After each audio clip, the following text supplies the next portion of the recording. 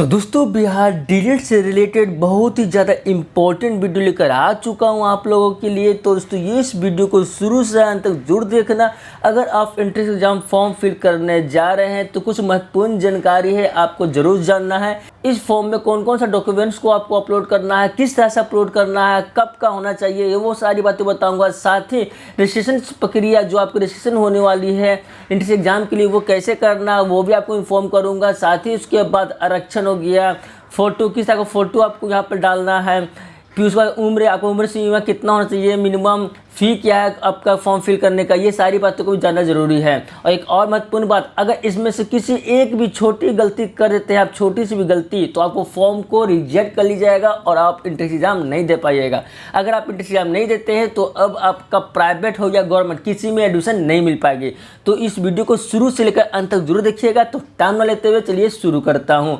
मैं हूँ आपका होस्ट एंड दोस्त आकाश राज और स्वागत है आपका अपना चैनल एंड्रॉइड पाठशाला में। और हाँ दोस्तों, अगर आपको इस वीडियो से किसी प्रकार का इन्फॉर्मेशन मिलेगी तो प्लीज़ वीडियो को लाइक जरूर कर देना। तो दोस्तों ये रहा जो ऑफिशियल ललित नारायण के द्वारा अपडेट किया गया था। सबसे पहले तो है जो आप देख सकते हैं यहाँ पर बताया जा रहा है कि प्रशिक्षण स्थानों में नामांकन हेतु शैक्षणिक योग्यता, आपका शैक्षणिक योग्यता क्या होना चाहिए, एलिजिबल है तो ही फॉर्म अप्लाई कीजिएगा, अदरवाइज आपका मनी वेस्ट हो जाएगी। जहाँ पे बताया जा रहा है कि उच्च माध्यमिक 10+2 अथवा उसके समकक्ष परीक्षा में कम से कम 50% अंक से उत्तीर्ण हो। यदि आप 10+2 यानी कि 12th किए हुए हैं और 12th में अगर आपको मिनिमम 50% आ रहा है तो आप एलिजिबल हैं, आप इस फॉर्म को अप्लाई कर सकते हैं। उसके बाद अनुसूचित जाति, अनुसूचित जनजाति, दिव्यांग कोटि के विद्यार्थियों के लिए और न्यूनतम निर्धारित अंकों में 5% की कटौती किया गया, यानी कि इन सभी के लिए 45% नंबर आता है 12th में, तो ये सभी लोग एलिजिबल है। जो लोग अनुसूचित जाति, अनुसूचित जनजाति और दिव्यांग कोटि में आते हैं इन लोगों को 5% का आरक्षण दिया गया है। चलिए अब आते हैं आगे। तो दोस्तों बिहार डीलेट एंट्रेंस एग्जाम की तैयारी के लिए चक्षु पब्लिकेशन का बहुत ही अच्छा एक बुक आप सभी के लिए लेकर आया हूं। आप देख सकते हैं ये जो बुक है आपका संयुक्त प्रवेश परीक्षा 2022 के तहत आपका नवीनतम पाठ्यक्रम के अनुसार दिया गया है। यह पुस्तक हर हाल में अन्य पुस्तकों से श्रेष्ठ है। हाँ दोस्तों बात बिल्कुल सही है, जितना भी अदर पब्लिकेशन है वो सभी से श्रेष्ठ है, जहाँ पर आपको 100% गारंटी दिया जाता है कि जो आपका सिलेबस है उसी सिलेबस के अनुसार इस बुक में सारा डिटेल्स दिया गया। इसे आप किसी भी स्टेशनरी दुकान से या तो ऑनलाइन जो भी गया आपका प्लेटफॉर्म में फ्लिपकार्ट, अमेजोन से परचेज कर सकते हैं, जिसका लिंक डिस्क्रिप्शन में डाला गया है। तो उसके बाद तो नीचे आते हैं, देख सकते हैं विषय सूची है जहाँ पे हिंदी का सारा सब्जेक्ट के अनुसार दिया गया। अगर आप बिहार बीएड या डीलेट के फर्स्ट ईयर या सेकेंड ईयर में है तो यहाँ पर इसी पब्लिकेशन के थ्रू आपको फर्स्ट एंड सेकेंड ईयर का संपूर्ण सेट आपको मिलता है। तो इसे आप किसी भी स्टेशनरी मार्केट से या ऑनलाइन फ्लिपकार्ट, अमेजोन से परचेज कर सकते हैं। बाकी इसका डिटेल्स आपको मेरे डिस्क्रिप्शन में मिल जाएगा। उम्र सीमा क्या होना चाहिए, तो उम्र सीमा क्या होना चाहिए कि अभ्यर्थियों की न्यूनतम उम्र सीमा 1 जनवरी 2022 को 17 वर्ष सभी कोटि के लिए होनी चाहिए। यानी कि आप ओबीसी में आते हैं, एससी एसटी में आते हैं, जनरल में आते हैं या दिव्यांग के, उससे कोई मतलब नहीं है। आपका मिनिमम उम्र 17 साल होना चाहिए और वो आपका डेट कवर किया गया है 1 जनवरी 2022 तक, ठीक है। तो आप 1 जनवरी 2022 तक अगर आपका उम्र 17 साल हो रहा है तो आप फॉर्म को अप्लाई कीजिए। अदरवाइज अगर आपका उम्र 1 दिन भी कम हो रहा है तो आप फॉर्म को नहीं अप्लाई कर सकते, ऑटोमेटिक लेगा ही नहीं, ठीक है। तो कम से कम आपको 17 साल 1 जनवरी 2022 के अनुसार होना चाहिए। उसके बाद ऊर्ध्वाधर आरक्षण, दोस्तों आरक्षण क्या क्या मिलेगी आपको वो जानना जरूरी है। तो दोस्तों आरक्षण जानने से पहले आपको मेरे स्क्रीन पे व्हाट्सएप नंबर दिख रहा होगा। अगर चाहते हैं बिहार बीएड, बिहार डीलेट एडमिशन से रिलेटेड पर सवाल पूछना तो आप मुझे इस व्हाट्सएप नंबर में कांटेक्ट कर सकते हैं। चाहे मैं प्राइवेट कॉलेज से कंसल्ट है, अगर चाहते हैं उस प्राइवेट कॉलेज में एडमिशन प्राप्त करना उसके लिए भी मुझे इसी व्हाट्सएप नंबर को कांटेक्ट कर सकते हैं। द्विवर्षीय पाठ्यक्रम में प्रवेश में अनुसूचित जाति, अनुसूचित जनजाति, पिछड़ा वर्ग, अत्यंत पिछड़ा वर्ग, पिछड़े वर्ग की महिलाएं एवं आर्थिक रूप से पिछड़े समान कोटि के सब विद्यार्थी यानी कि ईडब्ल्यूएस में आते हैं, जो उन लोग के पक्ष में क्रमशः 16%, 1%, 12%, 18%, 3% और 10% की सीमा तक आरक्षण बिहार सरकार की अधिसूचना के अनुसार आपको दिया जाएगा। दोस्तों देखते हैं यहाँ पर सभी का जो भी आरक्षण यहाँ पर बताया गया है, ये जो आरक्षण है आपका ऊर्ध्वाधर आरक्षण यानी कि आपका वर्टिकल आपको जो है रिजर्वेशन दिया जाएगा। जहाँ पे दोस्तों यहाँ पर आपका जो भी जाति है उस जाति के अनुसार क्रमशः आपको यहाँ पर दिया गया, आप अपने अनुसार देख लीजिएगा, ठीक है। अब आते हैं एक और आरक्षण दिया जाता है जो होता है आपका 36 आरक्षण, जो होता है आपका हॉरिजॉन्टल आरक्षण। ये सभी को नहीं मिलता, ये पार्टिकुलर लोग को मिलता है जो खास होते हैं। खास करने का मतलब क्या है कि जो स्वतंत्रता सेनानी के रहने वाले बिलोंग करते हैं, नाती पोती जो भी हो, ठीक है। तो देख सकते हैं यहाँ पर राज्य सरकार के नियम अनुसार कुल स्वीकृति सीटों में से दिव्यांग अभ्यर्थियों के लिए 5%, ये 5% आपको नंबर पर नहीं बल्कि जो जितना टोटल नंबर ऑफ सीट है डीएलएड में एडमिशन के लिए, उस एडमिशन में 5%। उसके बाद जितने भी स्वतंत्रता सेनानी के नातिन हो गए, नतनी हो गई, पोता पोती हो गए, अभ्यर्थियों को 2% के आरक्षण दिया गया है, ठीक है। स्वतंत्रता सेनानी के 2% दिया गया है। उसके बाद बिहार राज्य के निवासी सेवारत सेवानिवृत्त दिवंगत, जो बिहार राज्य के निवासी है वो रिटायर हो गए हैं, सेवांगत हो गए, उनके दिवंगत को 2% की आरक्षण दिया जाएगा, ठीक है। भूतपूर्व सैनिक कर्मचारी के अशीर्थ अविवाहित पुत्री को 5% का क्षैतिज आरक्षण दिया जाएगा। उर्दू विषय के विद्यार्थियों के लिए 10% का आरक्षण दिया जाएगा। जो लोग उर्दू से कर रहे हैं उनको 10% का आरक्षण दिया जाएगा।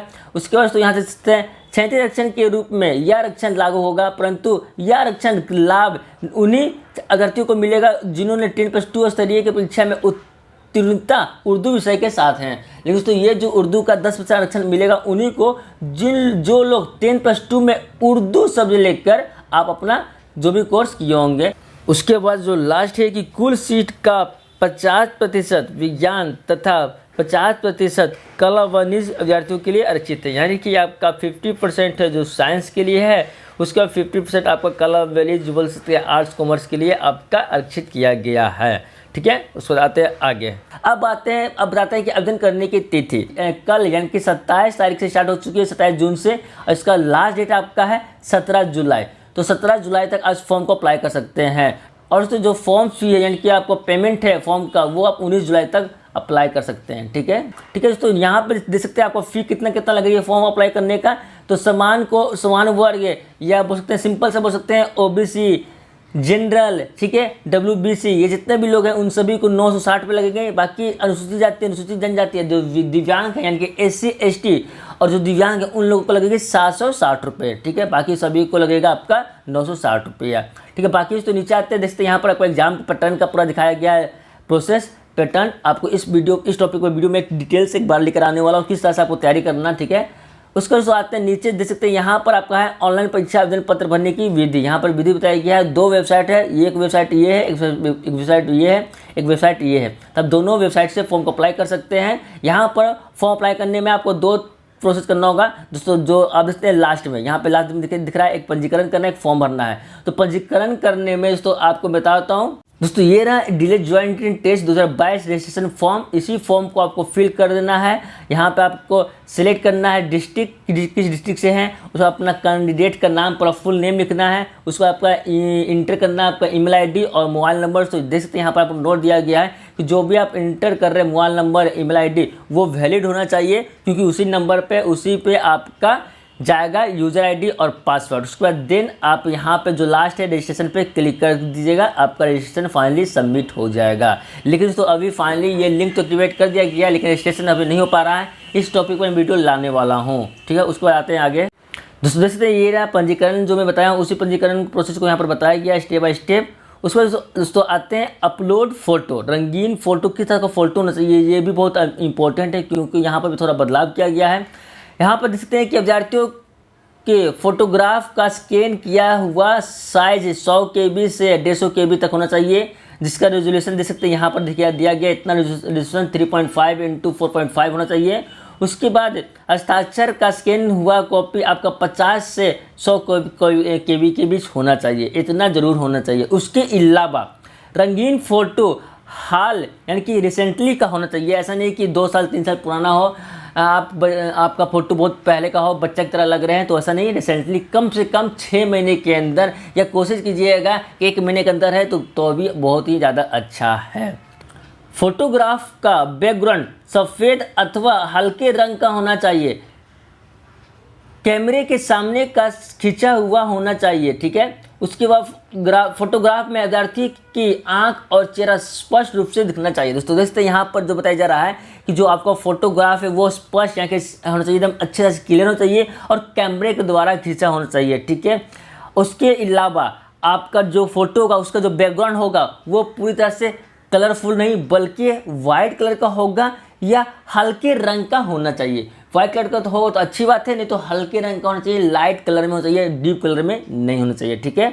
उसके बाद आपका फोटो में आँख और जो भी चेहरा स्पष्ट दिखना चाहिए, ठीक है। उसके बाद नेक्स्ट है फोटो खिंचवाने के समय सिर पर टोपी या कोई कपड़ा तथा काला चश्मा स्वीकृति नहीं है। यानी कि आप फोटो है आपका, उसमें किसी का कोई काला कपड़ा पहने हुए हैं, क्या टोपी काला कपड़ा बांधे हुए हैं सर पे, या टोपी पहने हुए हैं या चश्मा पहने हुए हैं, तो वो वैलिड नहीं होगा। आपको क्लियर अच्छे तरीके से फोटो दिखाना वहाँ पे डालना है, जहाँ पे आपका कान नाक फेस पूरा क्लियर दिखना चाहिए।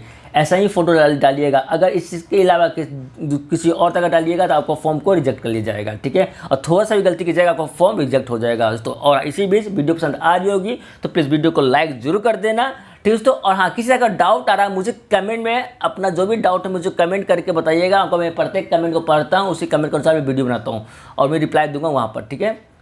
उसके बाद तो आते हैं नेक्स्ट है, जो जैसे यहाँ पर है कि महत्वपूर्ण बातें हैं जो अब आपका कौन कौन सा डॉक्यूमेंट्स अपलोड करना है। ये डॉक्यूमेंट्स लिस्ट आप सभी के लिए बहुत ज़्यादा इंपॉर्टेंट है। ये डॉक्यूमेंट्स रिसेंटली होना चाहिए, ज़्यादा पुराना नहीं होना चाहिए, ठीक है। अब किस तरह से अप्लाई करना है मैं आपको बताता हूँ। तो सबसे पहले है क्या है कि मैट्रिक आपका 10th का प्रमाण पत्र एवं अंक पत्र दोनों जन्म तिथि के लिए, अगर आपको जन्म तिथि जो अप्रूव देना है कि आपका जन्म तिथि कब से कब तक रिकवरी किया जाएगा, उसके अनुसार आपको 10th का आपको डालना है मार्कशीट, जहाँ पे दोनों मार्कशीट डालना है, सर्टिफिकेट भी डालना है, ठीक है, अपलोड करना है। उसके बाद बी में है इंटर का आपका प्रमाण पत्र और अंक पत्र दोनों डालना है। उस पर सी में अनुसूचित जाति अनुसूचित जनजाति के उम्मीदवारों के लिए जाति प्रमाण पत्र, अगर आप SC/ST में बिलोंग करते हैं, अगर आप SC/ST से बिलोंग करते हैं तो आपका उसका प्रमाण पत्र डालना जरूरी है। उसके बाद अत्यंत पिछड़ा वर्ग है, पिछड़ा वर्ग के उम्मीदवारों के लिए क्रिमिलियर रहित उद्धत प्रमाण पत्र, यानी कि तो जो लोग OBC में आते हैं, EBC में आते हैं, तो वो क्रिमिलियर रहित प्रमाण पत्र अपना अपलोड करिएंगे। आरक्षण का दावा करने वाले विवाहित महिलाओं की जाति उद्धत क्रिमिलियर रहित प्रमाण पत्र उनके पिता के नाम एवं पता से निर्गत होना चाहिए। दिव्यांग का दावा करने की स्थिति में जो लोग दिव्यांग हैं तो उनको अपना सर्टिफिकेट देना जरूरी है। कितना परसेंट, 40%, 20%, 60%, वो आपको देना जरूरी है।